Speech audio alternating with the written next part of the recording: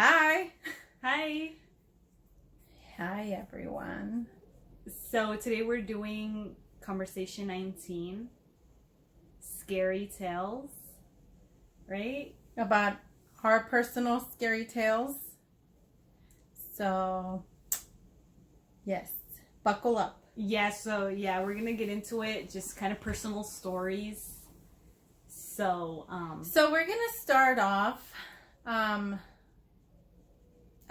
So we're gonna talk mostly about our houses where we lived, because there's a bunch of stories that we have, which we don't want to all share them in one video, but we're gonna do our homes, because I thought those would be like a shorter video. Yeah, and they're more like personal. Yeah. Right?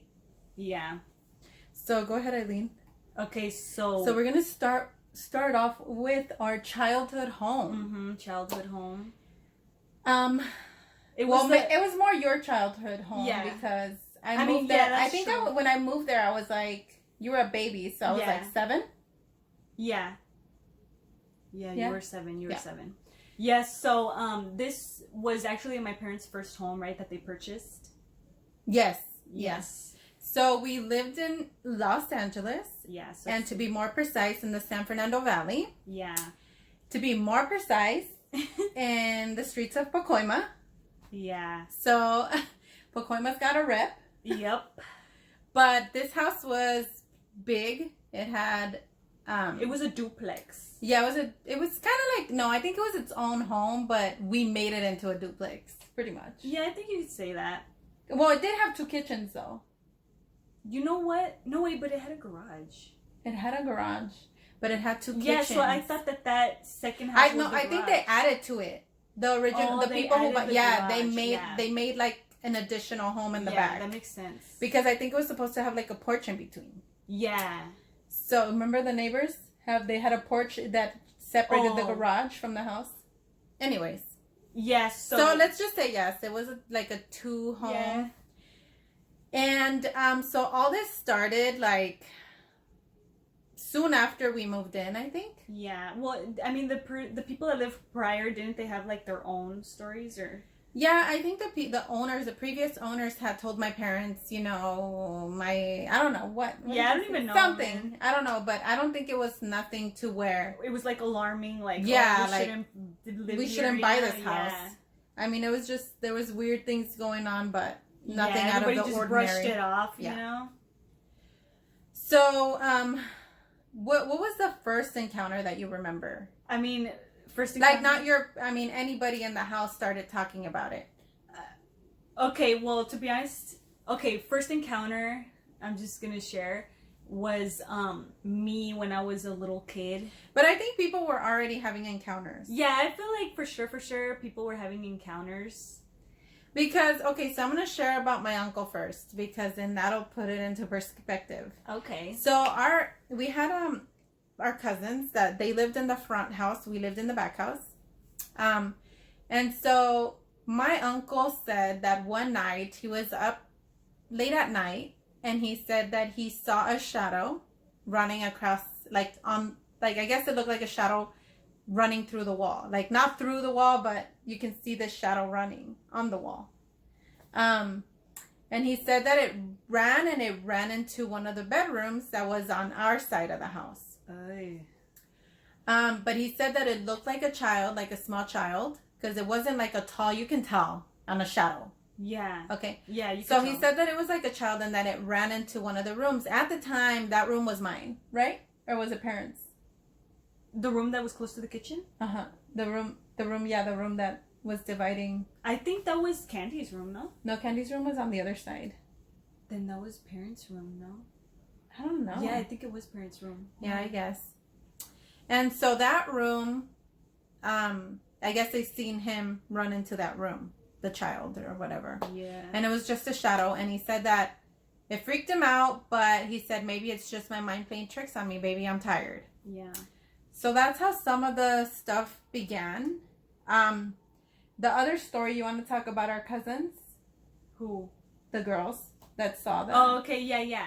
So when... Because remember, you were still infant then. Yes, I was a baby, So one of our cousins, it was two cousins, but one of them would babysit Eileen. Yeah. So go ahead. And so I had my babysitter, and then I had my other cousin that was there, and I feel like they were around the same age, right? Yeah, so, they were like 20s like, now. Buddy, like homegirls, I guess. Yeah, and they would like hang out, so they were just like hanging out right there and talking, you know, and you know, okay, so how do I like explain this? So, okay, there's that house.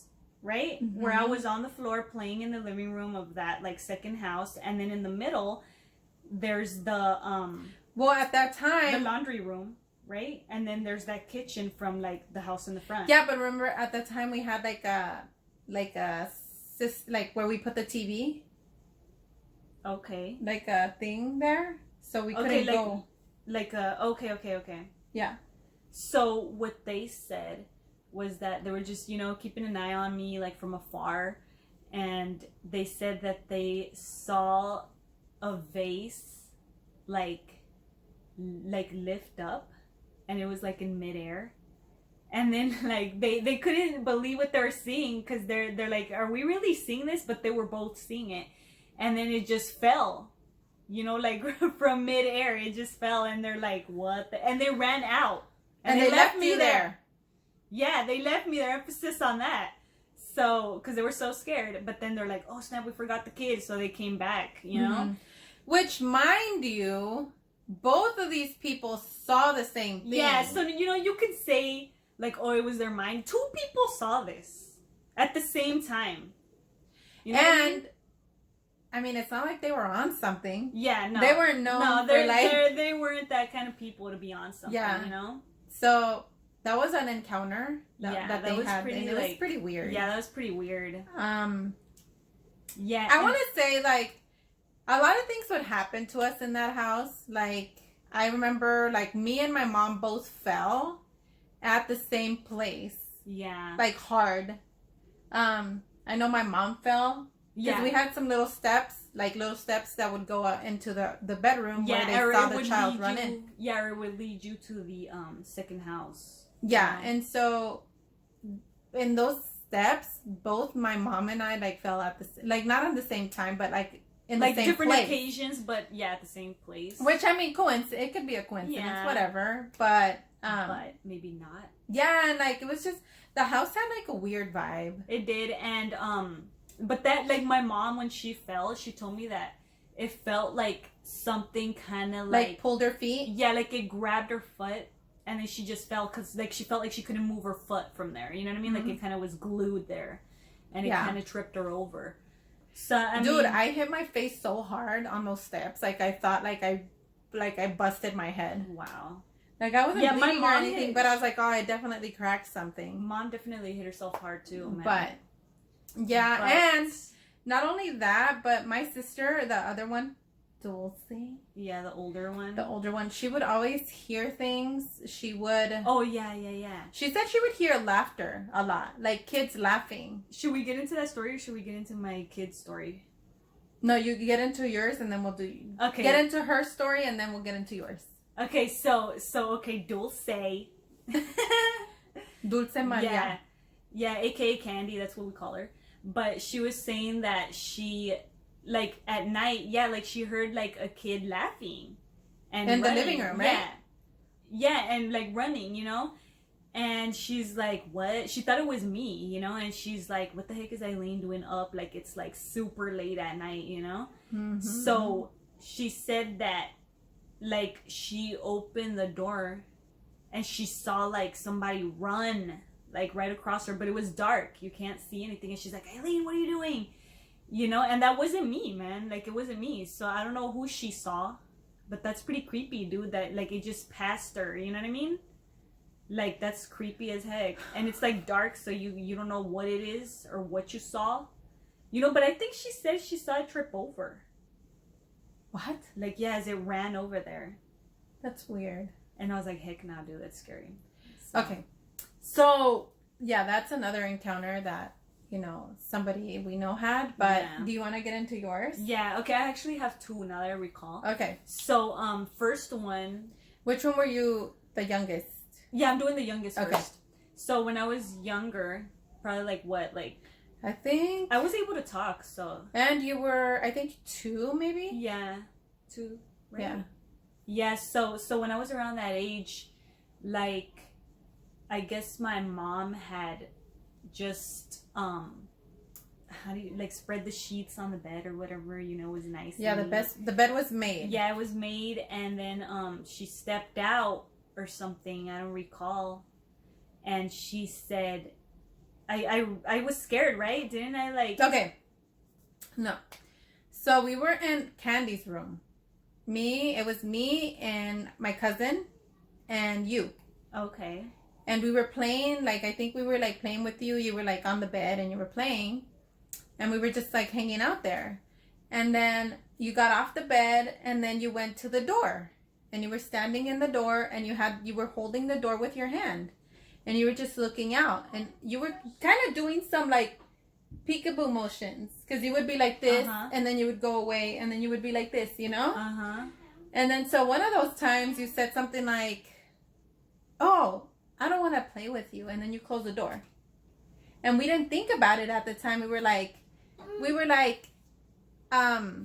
well, what did, like, we kept playing with you. And then we were like, wait, did she say something? And then we're like, yeah, she said something. And then you said, do you remember? That I didn't want to be there because there was a little boy. Yeah. So she told us, she was, because we stopped playing with her and we're like, wait, dude, she said something weird. And then we were like, okay, so what did she say? And then she said, we asked her, because she was already talking at the time. She was like, oh, well, it's because there was a little boy right there and he wanted me to play with him, but I said no. And I was like, dude, what the heck? And at that time, we already knew, we were aware that people have been hearing things, seeing things. So then he said, or Eileen said, we asked her, like, oh, show us.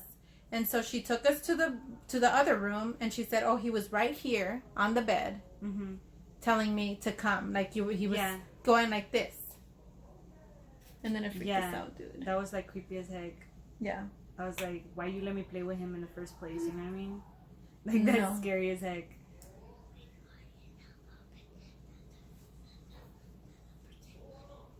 Not right now. Go over there.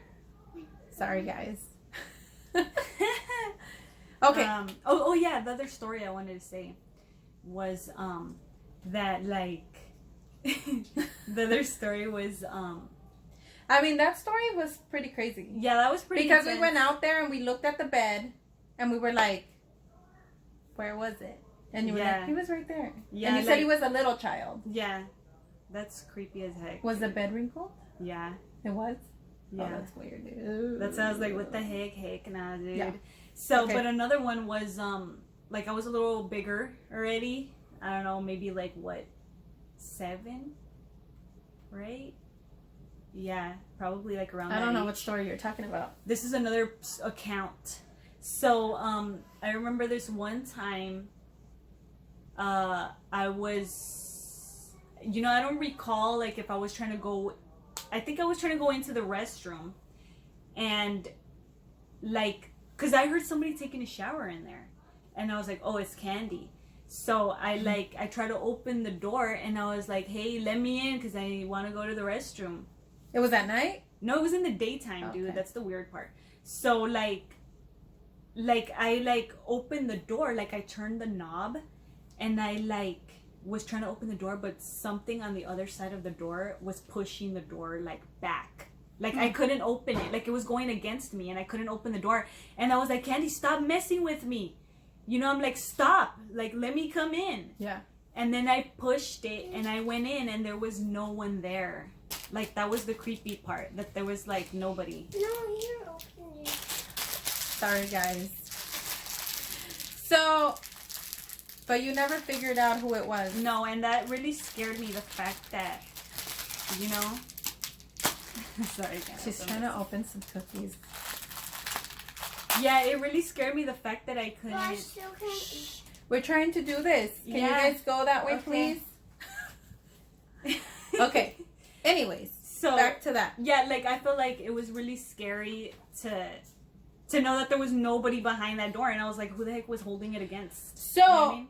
Dude, now that we're talking about that room, okay, so I don't remember what year it was, but it's been over what, 15 years? Yeah, dude, it has. So my grandmother, they came and they were watching us because we didn't, our cousin, the one that was staying with us, ended up leaving.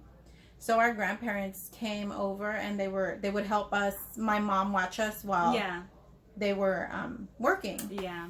And so in that same room where we saw the little boy, or where she saw the little boy and people would see the little boy running to, my grandma ended up having a stroke. Yes. That's weird. I didn't think about that till now. No, yeah. She had a stroke and she was hospitalized, and she really pretty much never recovered. Like, you know, she ended up passing. But I didn't think about that till now, and it's weird. But right after that, then we moved. So we ended up moving, and then my parents purchased another house. And so what happened, so this is pretty intense, like the story, because we bought a house, and my parents bought a house. We moved to that house, and we're like, oh, hopefully this house is good, right? Yeah. Hopefully it doesn't have anything.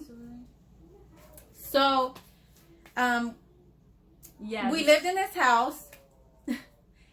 We all had our rooms, and then we started to have visitors come over, and people would, you know, say, oh, this house is kind of, there's something here. This house is weird, you know? Something's happening. For instance, do you want to talk about our aunt that had the encounter? The one that felt it? Yes. Oh, so we had like a family thing, and we had family come over, and some of them spent the night. And she said that at night she felt she was asleep at night. Yeah, she was asleep at night, and she said she felt somebody caressing her leg, right? Yeah, that she woke up because she felt that somebody was like tapping her on the leg. Yeah. And she said that she opened her eyes and she saw a man just like sitting there, but she couldn't see him because it was dark. And so she was like, what do you want? Like, I'm trying to go to sleep, you know? And then she just fell asleep, and that's all she remembers. But she was saying that the next day she told us about that, and she said that she thinks it was a ghost. Yeah. Because she's very in tune with that stuff. Yeah. So it was pretty weird. I mean, Candy would see things all the time. Yeah, she would. She would always see a man. She would always see a man. My grandfather, so he came and stayed with us. Yeah. And he said that he would always see this man sitting in the dining table at night. And he said that he was just always there, and he would, sometimes in the morning when my dad would go to work, you know, my dad would leave, and he would think it was my dad sitting there. Yeah. So he would call him. He'd be like, hey, you know, what are you doing? Yeah, and it's like, that wasn't me, you know? Like, yeah, like my dad's like, dude, I'm at work. Like, it's not me. Talk about Dad's encounter in the back. Oh, with the maca? Yeah, the hammock. Yeah. So just to give people an idea, so we have the main house. Yeah. And in the back of the main house, there's a family. What is it, like a little home? What is it? What are you talking about? The one over here? What do they call it when there's an addition? Like a guest house? Yeah, like a guest house. And then there's stables for horses. Yeah, that's basically what it is. I was gonna call it a barn, but basically stables. Yeah, it's like a barn. It's old. So my dad was. So my dad hooked up a hammock in the back. Yeah, he liked to chill there.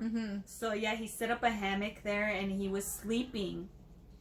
And he said, was it at night? Yeah, I think so. It was like dusk. Yeah, dusk. Yeah, so he said he felt like somebody lift like the end of the hammock. Like lift it up, you know, and then let it go so he can fall. Yeah, and like not fall on the ground, but just messing with him. Yeah, and then he thought it was one of my cousins because you know he kind of had a reputation for being like a little prankster. Yeah. Right. So he thought it was him, and he's like, "Hey, leave me alone, man. I'm trying to go to sleep." And then like he did it again, right? And then he let it go, and then my dad like just went like that, you know, like kind of like stop it. and there was nothing, and he tripped out because he's like, what the heck, like there was nobody behind him. Yeah. So he freaked out and he removed the hammock, and he doesn't want to chill there anymore. No, he doesn't. He said that it feels weird. Yeah. I think something else happened to him there, but I can't remember what it was. I know. Well, I mean, my cousins have stories, right? Of seeing things in the back. Yeah, that they got scared with the cat, and like, I don't know. Yeah. They have little stories, but So pretty much the house had activity. yeah. I thankfully never experienced any activity. If I did, I would always play it out as like, oh, it's the air, or It's the air. the dogs outside, or whatever. Yeah. Come to find out, okay. So I was currently working, and then one of my coworkers actually told one of my cousins that worked with me. She's like, "Oh, you guys live in that house in the corner, with the, I guess it was like the green house." And so she was like, "Yeah, that's where we live, you know." And he's like, "Oh yeah, well my mom lives around the corner from your house, and yeah, one of my friends murdered his father in that house." So I was like, "What?" I'm like, "No." You know, then my cousin told me about it. She's like, "Hey, dude, like this guy is saying that somebody murdered somebody at your house." And so I was like, "Well, I'm going to go talk to him." Right? Yeah. So I go over and I'm like, "Hey, so, you know, this is my house. Like, are you sure it's this house? This is the picture Are you sure of it's my this house." address? Yes. And he was like, "Yes. And I'm going to give you the name of the person, Yeah. and you're going to find it in the records." So I did. He gave me the name. I went on like the newspaper archives, and sure enough, the house popped up, and that Yep. there had been a murder. And it was actually our house. Yes. And that was a trip. So, the story of the murder back in 1972. 70-something. Yes. The house was something. built in 1961. Yes, so it was in the 70s. So it was in the 70s. So this family lived there. Mm-hmm. It was the mother, the father, a sister, and a brother.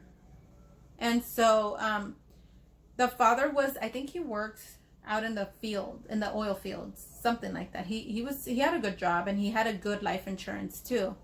So the mother ended up having an affair with another person from San Diego, a man. So when her husband would go out to work, she would like either the lover guy would come and like hang out with her, or she would go over to San Diego and spend time with him.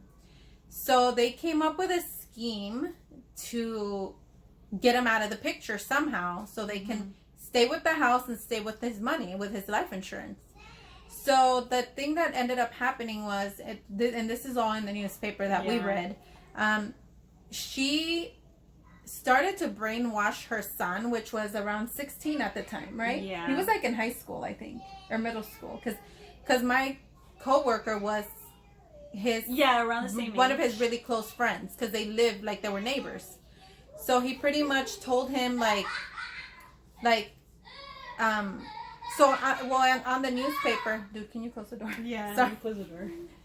So on the newspaper, it said that the wife started brainwashing the son and telling him, "Hey, your dad has been abusing your sister." And so the dad, like the child, the son, started feeling weird about it, and he's like, "What do you mean? Like, I didn't know this." So he was saying, like, you better protect your sister, and you need to do what you need to do to protect her. So then the mom, the son started having like this grudge against the dad, right? Yeah. She's back. So the son started having a grudge against the dad. So, my coworker said that the night before the murder, the boy went to his house, and he was showing him this shotgun that he had, and he's like, "Look at this shotgun. It's, you want to touch it, you want to see how it works." And so he was showing him the ins and outs of the gun. And he said, yeah, okay. He's like, well, all right, well, I'll see you later. And he ended up going back home. So that, I think was it at night or during the day? I think it was during like the day hours. Yeah. So what ends up happening was the mom tells the son, we need to do something because your dad's been abusing your sister. So you need to do something and protect us. So the boy grabs the shotgun, goes to the living room, and shoots his father in the head. Yeah. And then he shoots him again in the stomach. So this is one of the living, because there's like a little family room. Yeah, like a family room where it happened. And so the father ended up passing. He died. Police investigated, and they found out that it was all like a conspiracy to murder. So the mom went to prison, and so did the boy, his son. Yeah, so he went to juvie, right? Because he was a kid, and then yeah. And so I think they gave him 40 years. Yeah. I don't know how long they gave the mom, but it was pretty crazy to find out what had happened in our home. And like there was no other, like, because even if we put in the address, nothing would pop up. You would have to put the name of the person who was murdered or who was living there. And so when he gave me the name, I typed it up, and sure enough, it came up. So my mom was upset. She was like furious. She was angry. She's like, how come nobody told me anything? Like, okay, but get this, okay? Little fact. Like, when we were remodeling the house, like, that family room, we decided to remove the carpet from that whole, like, the floor. So we removed the carpet, and then it had the older carpet, like the 1970s carpet. And it was dark brown, so we're like, okay. So we removed that, and we dropped it all the way to, like, cement. And there was, like, these stains on the cement, you know? Like, these big stains, and we didn't know what that was. We're like, okay, that's really weird, but, like, whatever. But we didn't know the story before we didn't that. know the story prior to that. So we didn't know. We were like, what the heck? Yeah. So we didn't piece it together until, like, you know what I mean? We're like, what the heck? That's creepy as heck. So my mom was really upset, and she was like, dude, I can't believe this is going on. I left the other house to come here and then find out that somebody was murdered, and it was like a brutal murder. Yeah, because that's what we were thinking. We're like, we leave a haunted house and it's like to go into another one, so it's just like crazy. So we ended up calling a priest to come over to the house to bless it. And we prayed. He put holy water. And we also had a mass done for the gentleman or the man that had died. Yeah. And that seemed to have helped. Yeah. Yeah. Like, I felt like the house at first had a very, like, heavy vibe to it. And then after we tried to do something to, like, alleviate the heaviness, like, it actually felt lighter. Yeah. And now, like, I feel like we've come to terms with it. Yeah. You know, like, I don't think we've had any experiences like that since then. Yeah, I feel like nothing happens now. You know, it's pretty calm. Yeah. So that's good. And the only time my grandpa still says he sees the man on the table. Yeah. Which, you know, we're fine with it. Like, he doesn't seem to be aggressive. Know, he doesn't he can chill on the dining table if he wants, you know, if he's not bothering us, you know? Yeah, like, he's our ghost friend. Yeah, and then I don't think he's like there's like bad intentions. No, he doesn't seem like I said, aggressive or like trying to scare anybody. And which is weird because my mom says that her door is always like it always opens on its own. And they don't have an AC. Yeah. So you can't. So it's not like it's air. Yeah. But she says that it's always like it at certain times of the evening it'll open and close on its own. Yeah. And she's like, whatever. I'm just like you want to open the door? That's cool, just open the door. That's fine. You know, just like, don't do nothing to us. We're good. Yeah. So, but now everything is fine. Yeah. We haven't experienced anything so far in the house.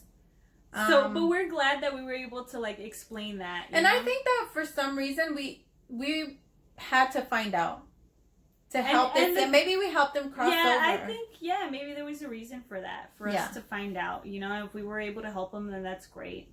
You know, to cross over, that's great, man. Yeah, and if he's chilling, it's all good, man. Yeah, as long as you don't want, you know, you're not mean or anything. He's not. He doesn't seem like it. But Yeah. anyways, that is all we have for you guys now. And hopefully you guys liked our scary tales. And see you. Yeah, see you guys next time. Yeah. And thank you for watching. All right. Bye. Bye.